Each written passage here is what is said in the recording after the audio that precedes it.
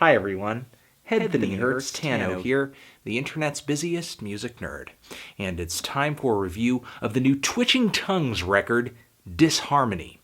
Twitching Tongues is a California metal band. This is their third full-length LP, I believe, but their first for Metal Blade Records. And the band features none other than Taylor Young of Nails fame on guitar and vocals. That Nails connection, as well as the Metal Blade nod and the fact that these guys are a metalcore, alt-metal band, kind of got the best of my curiosity, decided to try this record out and review it. However, I did not try this album out alone. None other than Mr. Myke Seatown of Dead End Hip Hop, but also his own solo YouTube channel where he does underground hip hop reviews, he does metal reviews, joined me to discuss this record, and you will see that discussion right after the transition. And here we are via the magic of the internet and also a shirt change too.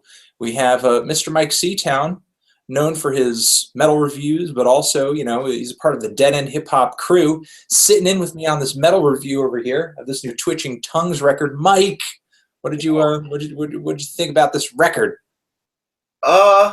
What did I think about this record? The first thing that came to mind was, what the fuck did I ever do to you to deserve this? I have never heard of Twitching Tongues, sorry, until you asked me if I want to do this review, and oh yeah, sure, why not? Dude, I have not listened to a Twitching Tongues record in full either, and you know what? I mean, I liked sort of what I was hearing generally from the teaser tracks, and then I think when I finally sat down to listen to it, and you know, I had already invited you at this point. I had invited you to sit down and with me on this review, and when I finally sat down to listen to it, I was just thinking to myself, what the fuck did I get us into? What did I do? I said, Myke is probably really angry with me right now, and he must think that there's bad blood between me and him because of the whole Cal Chester thing, and that I'm trying to punish him by making him listen to this Twitching Tongues record. I was like, I thought we were cool, but I guess not. Like, you trolled the fuck out of me because you're like, oh, it's having some kind of relation with Nails. So it does. What? Yeah, somebody's grandmother goes to church with one of the other guy's grandmothers. What is the connect? Okay, honestly, I thought that this was really, really terrible. Like, yeah, and I mean, and I think I can already guess the one element about each song that ruins the track, and I gotta say, it's the drumming. It's definitely the drums. Yeah, right. The drummers. If the drums are just a little more on tempo, this record would have been aces.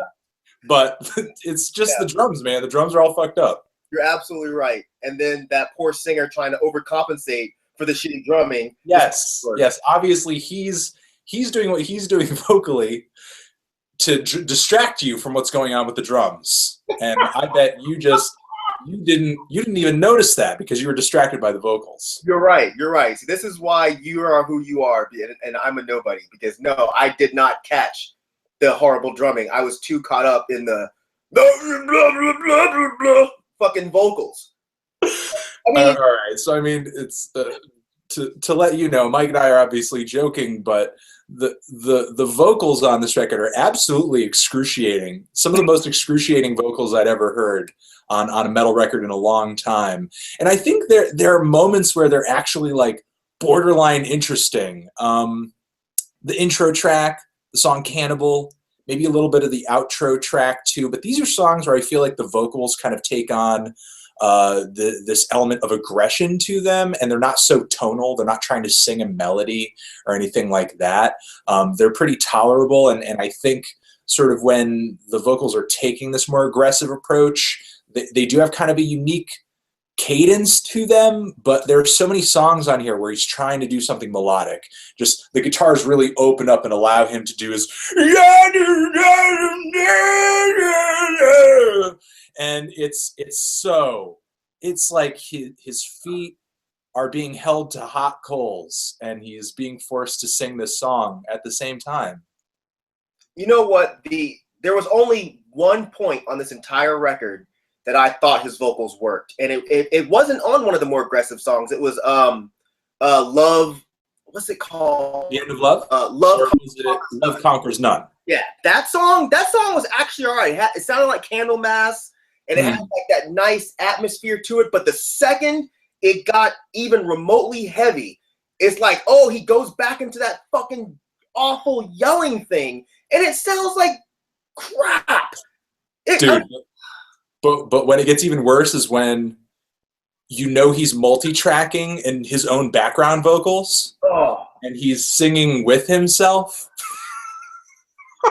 And nobody in the room is like, dude, stop, you're fucking up our record. Well, I think it's kind of his band, you know? Oh, okay. So they can kick him out. I think that might kind of be that's obviously the dynamic going on here. Like, nobody in the room is saying these vocals are out of the band. Out of the band. Maybe not, but I mean, still, man, it definitely lives up to the title, Disharmony. You can't say you didn't get what they put on the fucking cover, Myke. You're absolutely right, but this is still not what I was expecting. I was not expecting something that sounded this fucking bad. And I trust me, I get it. I understand why he's singing like that, because if you take away the vocals, this is the most generic music in the world. Sure. So if like you throw those vocals over it, I mean, it still sounds just like Only Living Witness or maybe a little bit worse Marauder. But if you take away those vocals, there's nothing that stands out about this record. So I get it, but at the same time, those vocals are just so bad that I was listening to this record over and over and over again, trying to figure out what it was that people liked. Just trying to get the appeal of it. Yes, and it didn't work, because all I could think of was like dudes with no shirt and tribal tats, like just jumping around like bro mob. That's another thing. I mean, I like the thick production. I like that some of the riffs on here are really visceral, but especially during the singing moments when he was just trying to get super melodic, I couldn't help but feel like, you know, this is just like one sweet hook away from just being like a nu metal song or something, you know, just like a song that would have kicked ass on the radio in the 2000s. But it's nowhere near clean and commercial and like well performed enough to be that. But it feels almost like inspired by that in a really weird way. Yeah, because I think those lines were kind of blurred around the mid 2000s. So the whole, so like that whole nu metal hardcore thing, I mean, just kind of worked, but that's definitely the thing. Those worlds in the 2000s were separate, but this album almost like brings them together into a really ugly, weird, mutant monstrosity that is so offensive, like offensively bad, but also you can't like look away from it in a way because it's, I don't know, freakishly bad at some points. The sad thing is there are moments where I'm like, okay, this song could have been good. Like the very first song, there's a pretty cool Slayer riff in there. I was like, oh yeah, that was rad. Then they fucked it up again, of course. And then like on one of the later songs, there was a part that sounds like Integrity, which is one of my favorite bands. And I was like, okay, that was cool. But there's all these like super derivative chugga-chug parts that sounds like something that would have been written by any random hardcore band 20 years ago. So I don't understand why they're doing it now. That's true. You know, and I think I think the fact that that's true is partially why when I was listening to this thing, I wanted the vocals to work so much, because if the vocals did, then this band would be super out there and kind of eccentric. But because the vocals don't work, and I at first I was thinking, okay, it sounds kind of hardcore-ish. It sounds like a bit of a nu metal thing, but maybe it's just kind of this weird, out there, campy metal vocal that I just kind of need to adjust my ears to, like a Merciful Fate kind of thing, you know? But the more I listened to it, the more I was just like, no, this is just like, that's a total pipe dream. That's nowhere near reality. And then you have, what did you think about that weird, like, Depeche Mode-y, like electro? Oh, like with the beat in one of the worst tracks with the very simple beat going on in the background, but then the like kind of the romantic chords come in and it sounds all goth. Yes. No. Ugh, no. I again, it was one of those things. It's like I kind of get what they were trying to do. It was like Life of Agony meets Depeche Mode in like a really, really bad dive bar, but they just failed miserably with this. And it made no sense. It was like third to last on the album. Why? Yeah. I mean, I think by the end of the record, I mean, between that track and the 8-minute closer that just has so many different sections to it, I feel like they just threw so many Hail Marys toward the end of the record. But, you know, not to say that there weren't a few at the beginning. I mean, I thought How Aggressive Cannibal was, and Love Conquers None with its sort of acoustic guitar passages, or, you know, at least guitar passages that weren't sort of overly distorted and chugging all over the place, were definitely a little out of place. And to me, Insincerely Yours was like maybe the worst vocal performance on the entire record. Like, you know, to me, the record really went from, you know, Disharmony, the title track, which I thought it was decent, and I thought the vocals worked there in a sense, but then immediately it was just like, no.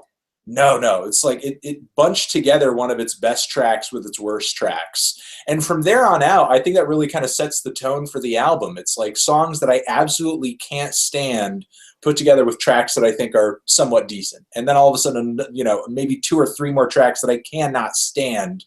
And then maybe a weird, unexpected electronic beat in the background that just makes no sense in the context of the record. See, your ears are a little different than mine. There was nothing on here that I thought was actually decent enough for me to ever want to listen to this again. I think there were just a few moments where the vocals worked for me, you know, and that made me, I think, enjoy the track independent of the fact that, yeah, in the background, like the drum parts and the guitars are, you know, super nondescript. Mm-hmm. You know, I mean, sure, it's fusing together a bunch of different metal styles, you know, some hardcore and a little bit of death metal and all that, but it's still very far away from being anything original. Yeah, I mean, this record is, you know, pretty unapologetically bad in a lot of ways, you know, but especially the vocals, and I can't say I liked it, not even a little, and I want to say sorry to you. Yeah. I mean, I kind of, sort of accept your apology. You know, this is not. I mean, setting me up by talking about nails and then going into this. That was. I feel set up. Okay, it was. I was excited. Okay, I was legitimately excited going into this record. Okay. I don't even really know what to say, because I actually feel bad, because they're probably nice guys, but they probably are. But this record is just one of the worst things I've heard in years, easily. And that's covering the gamut of all genres. Wow. It's almost like, you know, it's almost like a high school talent show band. Like, there's nothing that's overly exceptionally talented or interesting or innovative or anything about this. It's just super generic. Yeah. And I mean, I think also you know, my mind goes back to the image of shirtless drunk dudes with backwards baseball caps and tribal tats. It just feels so dated. Yeah. It's oddly dated. And it's not even like a cool throwback kind of dated. It's just like, it's like we left this sound behind 20 years ago for a reason kind of dated. Yeah. That's the part that's so confusing to me about this.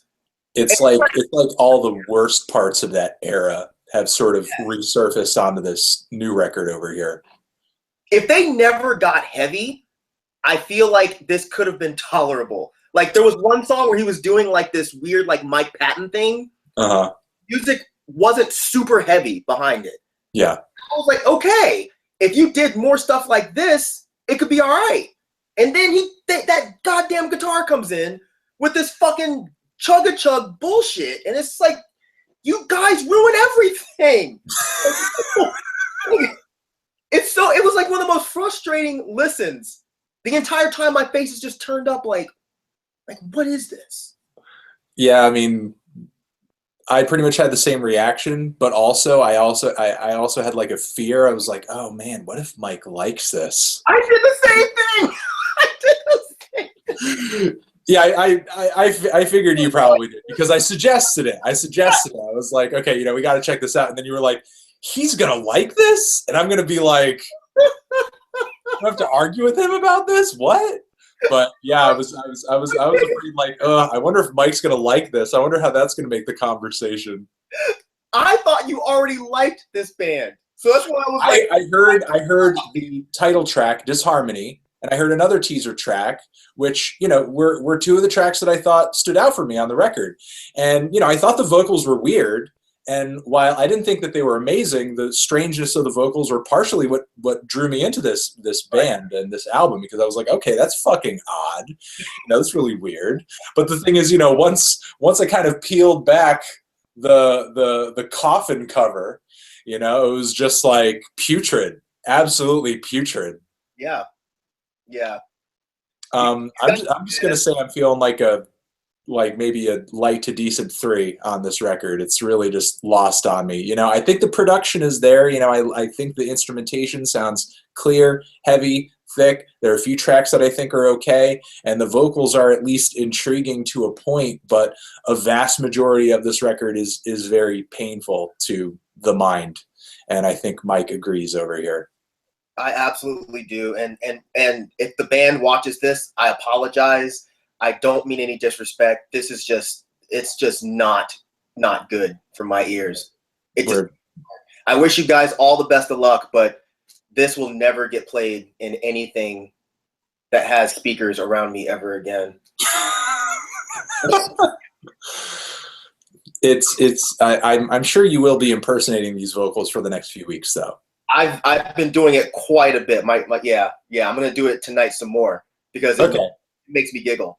Well, good luck on that. Yeah, I'm getting good at it. I'm getting better. Like, maybe I could start a band like this. If you could, and then throw them in a time machine to 10 years ago, you'd probably be a hit. Yeah, well, Ginkgo's came back, so why can't bad Chugga Chug Hardcore? That's true. That's absolutely true. You work on the band. I will get the time travel science together. Sweet. And I think you'll probably have a tougher time than me. And we'll meet somewhere in the middle. All right. I want to thank Myke Seatown again for coming on and talking with me about this record. I will leave a link to his YouTube channel down there in the description, as well as Dead End Hip Hop. But you guys should already know about Dead End Hip Hop by now. But solo Myke Seatown, he does a lot of solo album reviews of just not only underground hip hop records, but metal records as well. You still doing that Metal Monday shit, dude?